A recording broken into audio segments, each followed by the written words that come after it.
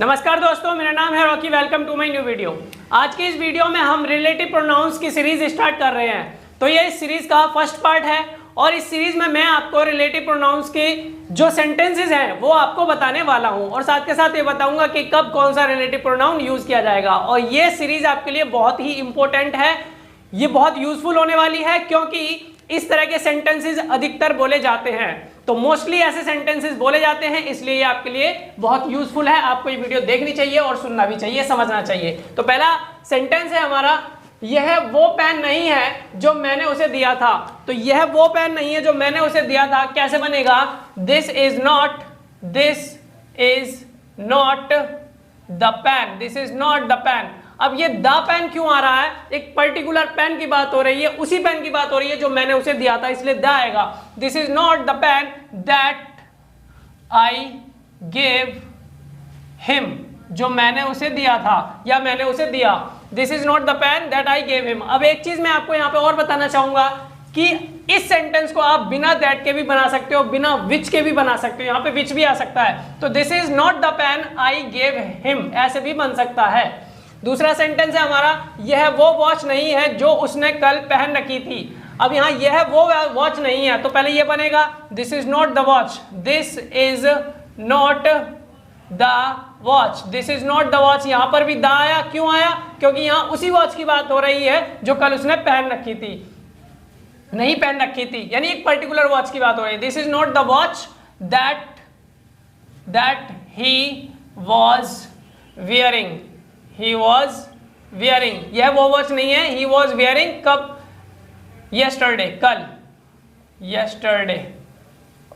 यह वो वॉच नहीं है जो उसने कल पहन रखी थी। This is not the watch that he was wearing yesterday। यहाँ पर भी that क्यों लगा है? देखो यहाँ पर भी that लगा, यहाँ पर भी लगा है। इन दोनों की जगह which भी लगा सकते हैं। क्यों लगा सकते हैं? क्योंकि ये जो है, यहाँ पर मैंने पेन की बात करी है और यहाँ पर मैंने वॉच की बात करी है, तो ये दोनों ही नॉन लिविंग थिंग्स हैं। तो इनके लिए हम क्या लगा सकते हैं? दैट और विच लगा सकते हैं, ठीक है। और यहाँ पर दा क्यों? पर्टिकुलर चीज के लिए। ये वो बुक नहीं है जो उसने फाड़ी थी। अब देखो इसको और देख लो, ये बिना दैट के भी यूज किया जा सकता है, जैसे ये किया जा सकता है। ये वो बुक नहीं है जो उसने फाड़ी थी, तो ये वो बुक नहीं है, this is not the book. यह वो बुक नहीं है जो उसने फाड़ी थी। This is not the book which he tore, जो उसने फाड़ी थी। यहां पर मैंने विच यूज कर लिया है। ऐसे बोल सकते हैं this is not the book he tore. आप वो नहीं हो जो कल उससे इंग्लिश में बात कर रहे थे। तो आप वो नहीं हो, पहले ये बनेगा you are not the one, you are not the one. अब यहां पर द वन लगा लिया, यानी वो वाले व्यक्ति नहीं हो, वो नहीं हो। You are not the one who was talking to him, जो उससे बात कर रहे थे इंग्लिश में, इन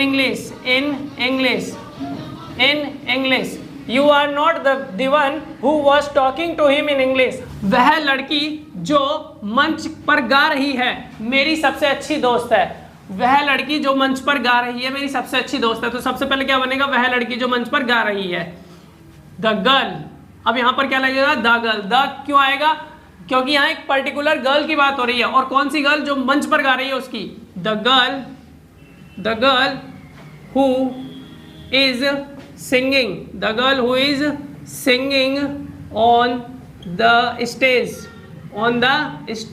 स्टेज पर गा रही है, वो क्या है? मेरी सबसे अच्छी दोस्त है। इज क्या आ जाएगा यहां पर? इज, क्योंकि यहां हमने पहले ही जिक्र कर लिया उस लड़की का। The girl who is singing on the stage is my best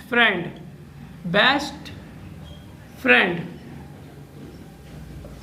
वह आदमी जिसने मेरी वॉच ठीक की बहुत तमीज से बोलता है। तो यहां पर पहले क्या बनेगा? वह आदमी, द मैन। यहां ही नहीं आएगा, द मैन आएगा यहां पर भी, द मैन, और MAN वाला आएगा। The man who repaired my watch, the man who repaired my watch. वह व्यक्ति जिसने मेरी वॉच ठीक की। क्या है? ठीक की, बहुत तमीज से बोलता है। स्पीक्स। अब ये एस क्यों लगा है? क्योंकि यहां पर प्रेजेंट इंडेफिनिट वाला है। तो speaks very politely, very politely. वह शिक्षक जो मेरे घर के पास रहते हैं, मैथ्स पढ़ाते हैं। सबसे पहले क्या बनेगा, वह शिक्षक जो मेरे घर के पास रहते हैं, उसके बाद मैथ्स पढ़ाते हैं। द टीचर, यहां पर भी वह के लिए क्या आ जाएगा, ही नहीं आएगा, द आएगा, क्योंकि एक पर्टिकुलर टीचर की बात हो रही है। द टीचर हु लिव्स, यहां पर हु लिव्स, एस क्यों आ गया, क्योंकि प्रेजेंट इंडेफिनिट को दिखाता है, ये दर्शाता है, ये बताता है। The teacher who lives near my house, मेरे घर के पास, नियर माई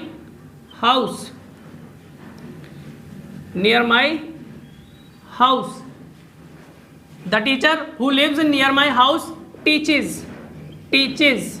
अब यहां पर भी एस क्यों लगा, यहां पर बोला मैथ्स पढ़ाते हैं, ये भी क्या है, ये सेंटेंस भी क्या दर्शाता है, ये भी प्रेजेंट इंडेफिनिट को बताता है। और थर्ड पर्सन सिंगुलर के साथ जो वर्ब में एस लगाते हैं, यहां पर एस क्यों लगा है, क्योंकि ये ch पे खत्म हुआ है। The teacher who lives near my house teaches maths, इसको मैथमेटिक्स भी बोलते हैं ना फुल, तो मैथ्स हो गया।